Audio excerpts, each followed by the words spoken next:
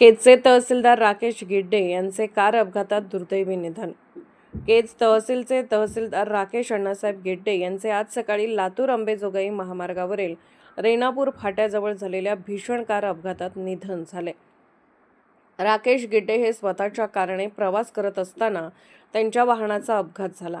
प्राथमिक माहितीनुसार कारमध्ये ते एकटेच होते आणि गाडी वेगात असताना अचानक नियंत्रण सुटून पलटी झाल्याने हा अपघात घडल्याचा अंदाज रेणापूर पोलिसांनी वर्तवला आहे.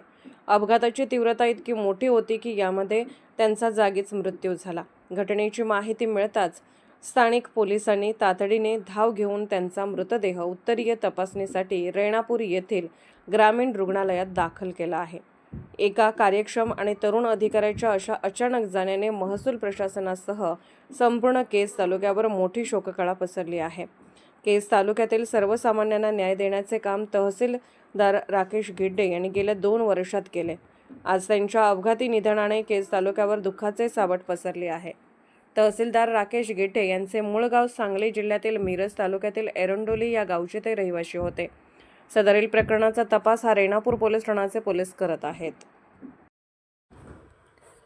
पोलीस होप इंडिया न्यूज चॅनलला लाईक करा, शेअर करा आणि सबस्क्राईब करा.